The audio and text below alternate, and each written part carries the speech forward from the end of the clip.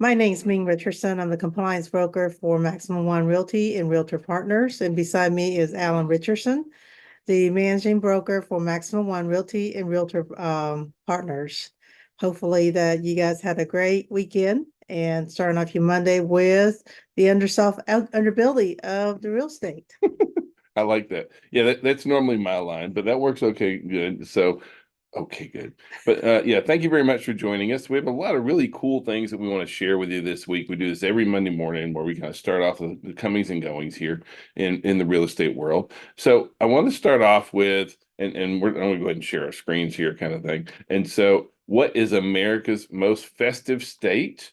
And And this their favorite decoration. this is just a little fodder for you to be able to use to share with your, this is fun to put out on social media. But Vermont apparently is the most festive state. Now here in Georgia, our favorite decoration is apparently um mistletoe. So we A like to lot of make, kissing. I guess we like to make out. Us in Washington are, we're the makeout states or something like that. So we just run around with mistletoe and try and sneak up in on that. Anyway, I go, I kind of jest, but there we go. All right, I want to we want to kind of jump over and there was a recent study done of home sellers. And there's some really interesting information to share in here with you. And so we're going to kind of start talking a little bit about, so for folks who sold without a realtor, how did they sell their home? And so about 20% they went with an investor. Sometimes they did a bridge loan, rent to own, for sale by owners without being in the MLS, or something else. Most of the time something else entails family to family transfers and those kind of things, leaving the real estate to the kids and that kind of thing. So, that's where they're selling if they're not using us. Now, for sale by owner jumped up the year before, but this past year for sale by owner actually dropped significantly, almost 4 percentage points it dropped. Now, they said, what issues did you have when selling your home without an agent? And so these are concerns that if for our sellers who sell without an agent, what was the biggest challenge? Being overwhelmed. Yeah. And 9 out of 10, the buyer's agent has representatives. So the buyer's agent, being a professional, are negotiating with seller, and seller doesn't realize all the products are out there and all the Yeah. stipulations, and therefore they feel a little overwhelmed. I found it really interesting that the second biggest issue was that buyers distrusted them for not having an agent. Like why are you being shady kind of thing. Well, typically when you don't use an agent, that means you're on the more thrifty side, and therefore the buyer is wanting to make sure everything, all the repairs are being done by a licensed professional. Not only that, they want to see the receipt, they want the whole kit and caboodle, Yeah. About 40% said that they didn't understand their contracts. and that's not unusual. Yeah, and then almost, 36% said they made legal mistakes because they didn't use an agent. So having an agent is a very important piece that goes along with this. So, why did you decide to sell your home? I thought this was really useful information. So for us, for real estate professionals that are looking Right. for sellers, and why are they selling? Biggest reasons, they wanted a bigger home, so they're moving up, or it was just a good time. Because the equity that they have in their home was substantial. Yeah, or they wanted to move closer to friends and family, closer to the job. See, nowhere in here does it say because of interest rates. Now, interest rates are looking much better, but it's one of those things where everyone thinks that the only reason somebody sells is because of interest rates these days, and that's not the fact. I mean, like life still happens, right? Correct. And so the for average home sellers who use a realtor, they made $47,000 more in profit than someone who didn't. Matter of fact, almost 25% of for sale by owners lost money. Like that's a real significant change there, kind of thing. I mean, folks with realtors still can lose money, but a much higher percentage of folks who use a realtor lose money, right? I So mean, that's a big deal. selling, buying, marriage, divorce, these are huge life events, and these are biggest stressors. So why not partner up with someone Yeah. that know what they're doing versus just try to wing it? Yeah, and you need that help, right? What we see time and time again is our buyers and sellers need our advice and our guidance through what is potentially the most expensive and one of the most complicated transactions they may go through in their life. So, now, which of the following home selling priorities was very important to our sellers? Still, bottom line is Money, money, money, money. that's it. Uh, Also finding a good real estate attorney, like a lot of times we just kind of take that for granted, but that's very important to our sellers out there. And not only that, being able to close on time. They don't want to get delay after delay after delay. So, and selling their home as quickly as possible. Actually, all three of those are basically the same thing. Timing, timing, timing. Correct. Timing is so important on there. Almost 50% of our sellers want to sell to a person and not a company, which we found very interesting because like a lot of our sellers, they care about the neighbors that they have. They care about, Bob and Jane next door, and they don't want to stick it in with some rental company, and they don't want to be And a that lot kind of of thing. sellers have a lot of sentimental value to their home. They want someone else to enjoy just Yep. as much as they have in the past. Yep. And so it said, which of the following is true? So 56% of folks said that they found the home selling process stressful. We agree with that. It is. You know? It's even for us agent as well, because, sometimes there are variables that's outside our control that Yeah. we have no control of. And it's not the seller's fault or ours or anybody else's. It can be nature or just circumstance. Almost half of your sellers are going to cry during the home selling process. Now, it may be, memories of the home, that kind of stuff, but it may just be stress in there too. So like having empathy and understanding what a big deal this is, it's very important for us to understand that for us, this is business. For them, this is very, very personal kind of thing. And what I thought was interesting, some of them even fought with their own spouse, their loved ones, during the home selling process. We never do that. Of course not. All right. However, what was our seller's most common complaints about us, right? Because I think we got to be very realistic about this. We got to keep this real. And the biggest complaint is that they just felt like we were out to make a buck. And that we have no personal interest in the seller. Yep. So you guys, that feedback, don't just call your seller when there's activity. Call them on a weekly basis, just do a follow-up. Say, is there something that has changed and I'm unaware of that, we can either adjust our selling technique to match yours and what the industry is doing in the market. I was really surprised by the second one that my agent annoyed me because that's one I don't know how to fix us being annoying kind of thing. It's a very vague term in there. Now, as far as my agent pressured me into decisions I wasn't comfortable with, that one concerns me, but a lot of that are education, Alan. no, you're exactly right. And if we have our consultations with our clients beforehand and prepare them for what potential decisions that they're going to have to make through a transaction, then that becomes not a big deal. It's not a pressured statement. It's when we don't prepare them and then things come up. If we don't talk about the roof and the condition of the roof, but when we're listing the property, or how the HVAC looks, or what these potential pitfalls are, and when those pitfalls come up, and then all of a sudden they feel like they're kind of forced into that, have these conversations with your clients beforehand. Now, my agent did something unethical. That's uncalled for and unwelcome. Okay. Sometimes it may be a misunderstanding as well, what they feel unethical versus what the agent has to do to maneuver. Once again, this is about communication with your client and make sure to understand the process, the step you're taking to protect their interest. Yep. All right. And then let's see, where are we here? Now, which of the following do you think are untrustworthy? And so when it comes to our sellers, they think the real estate investors are the most untrustworthy, followed by the we buy ugly houses and we buy cash. 30% find mortgage lenders untrustworthy, and then either discount or traditional real estate agents. So lenders and agents, we're all in that same boat together. We're all right through there kind of thing.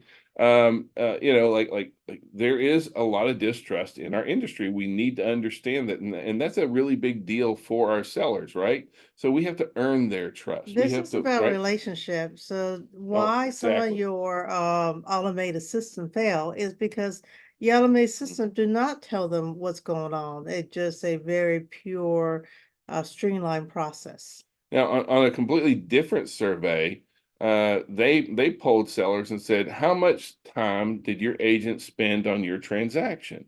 And agents didn't do a good job, right? Because a lot of our folks say that agents spend 11 to 15 hours, about 20%. Another 20% said they spent at least 26 hours. Some said 1 to 5 hours. Like we need to be talking about Well, I the think value that that we is a bring, right? perception, but they don't understand what all the phone calls were made on the back end to ensure the files moving smoothly. Yeah. All the calls that we made with repair folks, and scheduling and also, coordination. These are things that the client doesn't see because we try to make it as smooth as possible on the surface without bogging them down with the details. Well, but that being said, yes, we want to make it as stress-free as possible, but we need to explain what all we do. There's a lot of us that take care of all these amazing things behind the scenes and make our clients' lives Very so easy. easy. But we need to make sure they understand what we're doing because, like sometimes, like you do a really good job with your clients, and they don't have a lot of stress. They can be like, man, they just breeze through this thing. When behind the scenes, we're like that duck.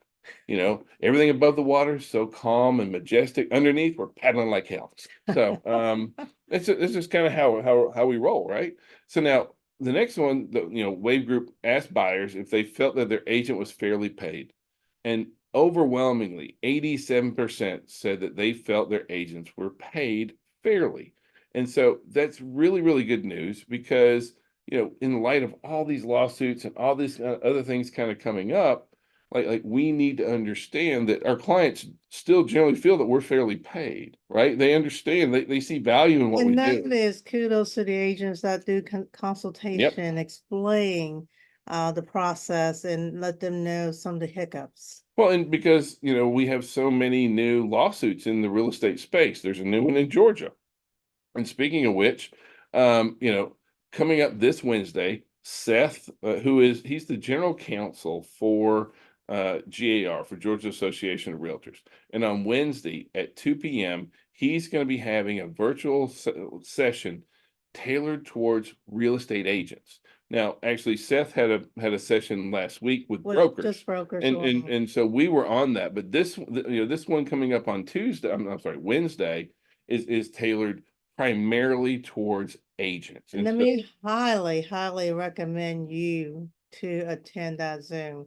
If you don't have a link to that Zoom, ask your office manager or your broker for that Zoom. One thing link. that we're doing along with everybody else that I know is we are live streaming those, this virtual session in our offices. So in all of our offices, we're going to be live streaming this in So because please come and they're join only us. letting 1,000 people in, and there's 100,000 agents in Georgia. Correct. Okay, so there's like 40,000 realtors in Georgia.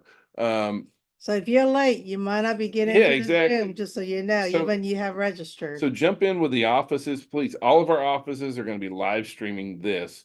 Just so if you have any other additional questions out there, what's really going on? I'm not an attorney. I'm not going to try and speak on any kind of legal matters or anything like that. But Seth is, and he can also help us kind of navigate and understand what's really going on in there. Now, one thing that we did kind of find from our meeting last week, and Greg released some pretty interesting information that Greg sends out a newsletter every single month, and they said, 40% of Georgia real estate licensees are realtors. I expected it to be actually much, much higher than that. But one thing that comes out of that is that we have GAR forms, Georgia Association of Realtor forms.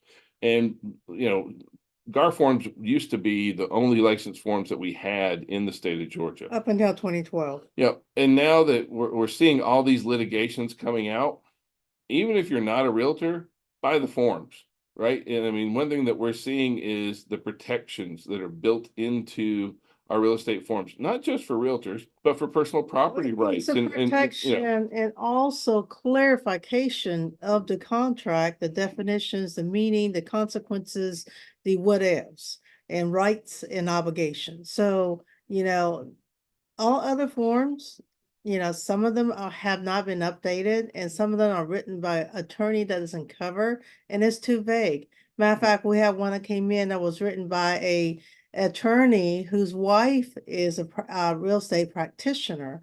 And the language in that was so vague that I told the agent to counteroffer with a GAR form. Yeah. Because one, his wife should know that this is so vague that it leaves a lot of opening and discussion and also dispute. And who wants to fight with an attorney? No offense. Well, that, So when you do a GAR form, it's pretty much very standard and tell you what the consequences are. no, GARD puts out an updated form at least once a year. Mhm. A lot of times twice a year, we update the Mid-year the- changes. you know, there's a mid-year change, and then and so we have several new GAR form. You know, the 2024 GAR forms are coming out starting on January 1. Ming and Martin both, they teach a lot of classes about the changes that have happened. There are some changes pertaining to the most recent lawsuit, but like it's one of those things where some of the things that's coming forward in that lawsuit are actually have already been addressed previously. And a lot of those And then also for the folks additional. well, one second. One thing that a lot of your RE forms, the ones provided by the Georgia Real Estate Commission, a lot of those haven't been updated since 2012. So I'm sorry. Some of them cut you off. have not. Yeah, not all. So what I'm trying to say is that if nothing else, please buy the form, protect yourself. This is your practice and you should treat it like a business, not that you don't want to pay the extra Right. expense. I know everything is tight right now.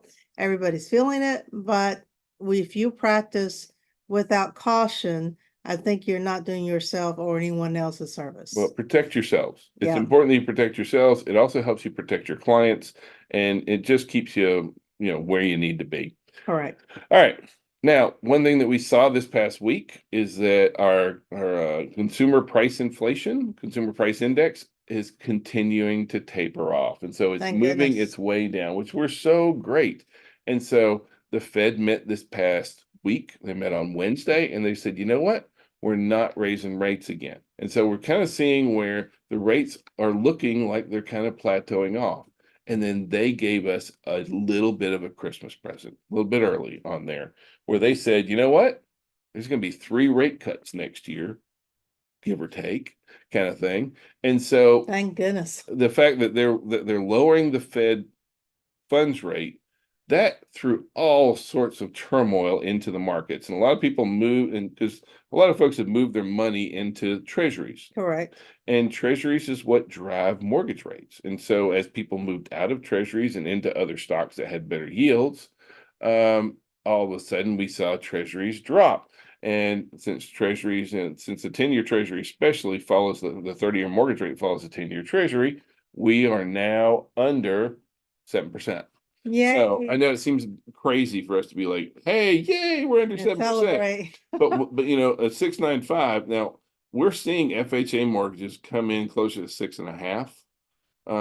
You know, this is just the overall survey where it's an average, and so folks with really good credit, that kind of stuff, we're seeing where rates are coming in even better. So we are starting to see 6.5 interest rates, and then the outlook looks really strong for interest rates to be tapering off through the course of the year right now. And you know, that's been one of the big deciding factors for this past year was how interest rates were really kind of putting a burden on the entire real estate market, not from a pricing standpoint, but from a volume standpoint. Well, from a loan repayment Yep. issue. So your monthly payment has to be the same.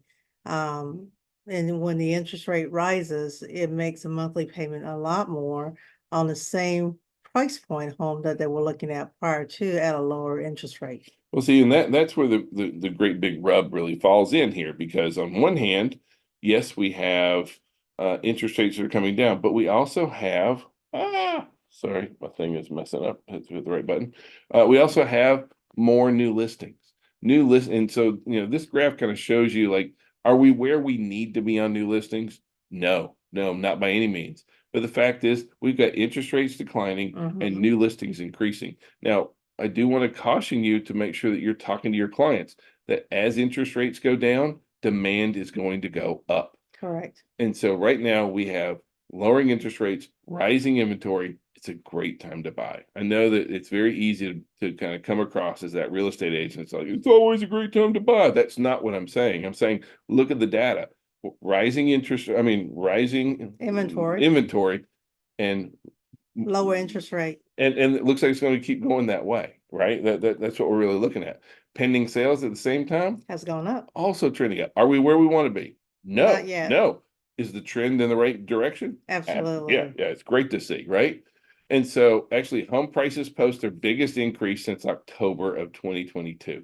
And so, and this is national data. We never went underneath last year. Nationally, there was some drops nationwide on the median sale price, but here in Georgia, we never saw it.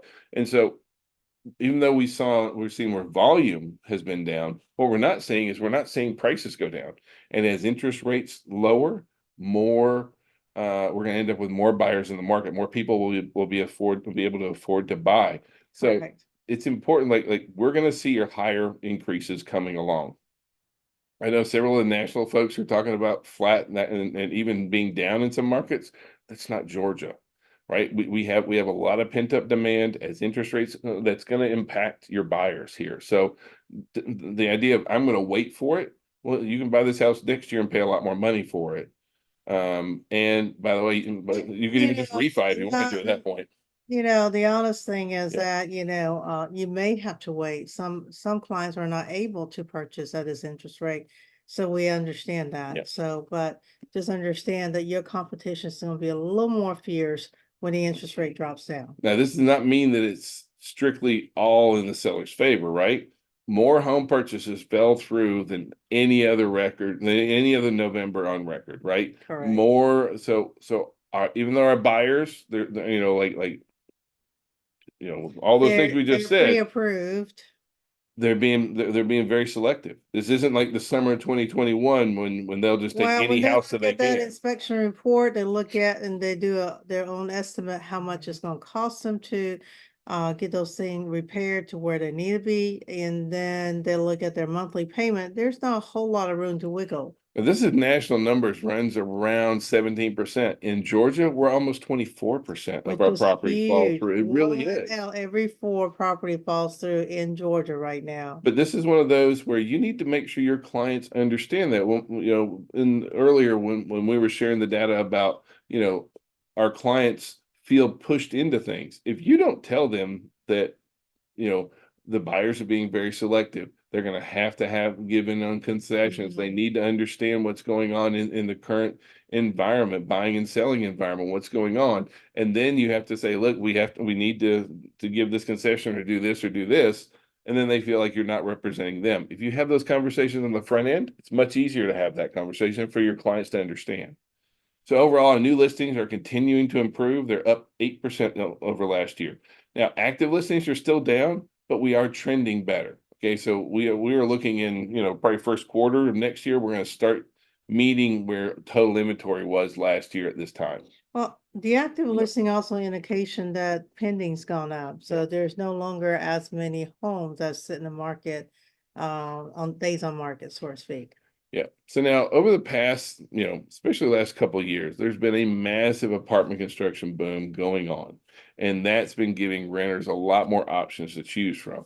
I mean, like we've just seen apartments going up left, right, and center, right? Well, that boom is kind of tapered off, but even though they're not the level of units started is going down, completed has still been pretty high. And all that inventory is now starting to make an impact because we haven't been building as many single family detached, but building a lot of apartments. But folks want to live in homes more than they want to live in apartments.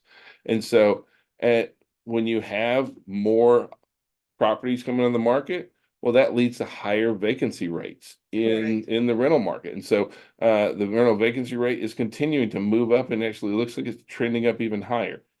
And so what does that lead us? It leads where the US is asking rent is now at its biggest decline in over 3 years. So we're seeing where it's a supply versus demand. I mean, even residential housing is still based on supply versus demand. Now, I don't look at this and say, oh, here's a great thing for my renters so that they can stay in an apartment. No, I look at it as saving more money so they can buy their new home. Yep. And dream home. That's it, And exactly. build equity and build their legacy. 100%. She's right on the nose. So, now what about flippers? Our flippers are really, really trending down. Like during pandemic and post-pandemic, man, it just went through the roof. Flippers were everywhere. Well, Mhm. they are down. They're not down post-pandemic kind of thing, but they're back down to a much lower trend than where they were. And we kind of see that as a like for our first time buyers coming in, a lot of our flippers buy those entry level homes, and so that's really where there's a lot of demand in our Correct. market right now. So that's good to see. Now, how long does it take our average flipper to flip a deal? For and just so agents understand that if you're flipping property, on average, it's 161 days. That is the national average in there. It bounces up and down, but somewhere that About 160 to about 4 180 months, days, yeah. Yeah, it's about 4 months average, just because you're depending on labor forces and material. 5. Oh, sorry, 5 months. But very normal 6 months. But yeah, Actually, yeah, a little over 5, yeah, actually. yeah. 5.5. Yeah. Sorry. No worries. All right, now home insurance.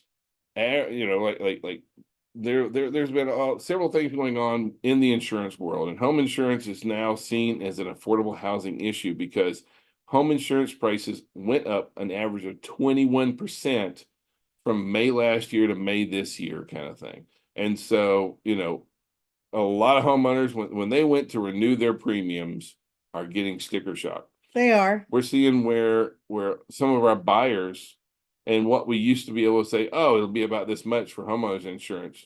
Not anymore. You can't. So, like in the past, we've had to build up really great relationships with lenders, really great relationships with our attorneys, home inspectors, that kind of stuff. Guess who you need a really good relationship with now? Insurance agency. And you got to be ready, and your clients need to shop the rates, right? Bundling and these kind of things are going to be really, really important because like that home insurance price, that becomes part of your DTI. Right. Right. And so if your homeowner's insurance costs are too high, that's the reason why we see flood insurance kick a lot of buyers out of out of a potential property because it raises how much that they're going to be spending every. Honestly, in the last couple of years, we have some major disasters. If you think about throughout the United States, you look at Hawaii, you look at California, you look at the tornado alleys, and bad weather. We have more of that last few years. So Yeah. therefore, the cost claim for those property is probably a reflection of the raise of It homeowner is, but now the good insurance. news is that in Georgia, we aren't as high as a lot of other parts of the country. And so that is a benefit to us. But it's one of those things like the insurance companies are spreading that out everywhere a little bit, right? Yep. Because you got to cover the forest fires out west. Well, everybody's going to pay a little bit higher premium because the insurance companies aren't going to lose money, No, right? they're here So to make money and also to cover yeah, the folks that I has mean, insurance. nationally, insurance prices are up about a third, 35% over in the last 2 years, right? And so we don't see any trend of that necessarily stopping. I know that, it's hard for me to be like, oh, that must be inflation. It's not, it's a cost of doing yeah. business, actually. So there's some big deals out there on that. All right. Now, this year, the Federal Trade Commission released some new guidelines about endorsements or testimonials out there. And so uh, several folks manage their own online testimonials. And there's nothing wrong with that necessarily. However, I know several agents that will use their website and they'll post a testimonial for people. And the FTC put some new rules out there saying, look, you have to make sure that your post is truthful and not misleading. You have to make sure that there's a disclosure that not every person's experience will be this way. And then you have to put out there right up front if there's any connection between your business and this person writing. So, like were they paid for this review? Because there's a lot of companies that pay for reviews. There's a lot of companies that well, my mama said, and so we got to make sure that these kind of things and protect yourselves. There was a real estate brokerage who was doing this and got busted for I don't know, $50,000 kind of thing. And I want to tell you, with the advancement of AI, there are a lot of posts out there that are not real. So Yeah. please be careful what you read.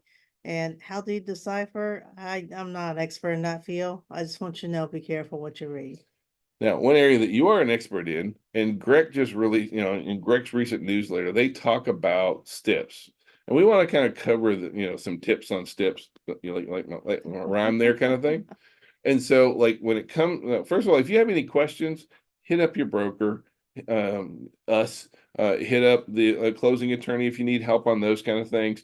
Realtors, there's so many already written for you special stipulations. Please utilize those. Those are written by attorneys. And what we see is there's problems when agents write them on their own. So please, please, please cut and paste, follow the, like if you have to write one yourselves, first of all, make sure that you look at what's the desired outcome for both the buyer and seller Correct. in here. And then we always start with All party all agree. parties agree. And then we have to be very specific about what needs to happen, right? It's not one of those things like, yeah, fix the stairs, right? It has to be very specific about what needs to happen. And you need to include any instructions for third parties. We especially see this when it comes to things like home warranties. Mhm. It'll be like, home warranty provided. Okay, who provides it? Who has to order it? Who pays for it? Can I do it next year? Yeah. And then So, include a deadline for the circumstance. And then in addition to the deadline, be clear as to what happens. This is where we see problems, especially in the repair addendums. well, a lot of Yeah. you think that everybody, some folks will honor that whatever exactly that they say they will do, but people run into situations, circumstances, they may not be able to fulfill the obligation, and therefore they either cut corner or can't do it. So Well, do you have a consequences for that? but especially in the repair addendum, like if a seller doesn't make repairs and it's not written the right way, the buyer can't just not close. Because then buyer will deem to default. Right, because it depends on so now if you write a special stipulation that said this repair has to be done by this time, if that doesn't happen by this time, then this will happen, then they may have a way to do it. But if they says this repair will be done 3-day prior closing, done. Okay, and you go to closing and the buyer says, well, I'm not gonna close until they fix this.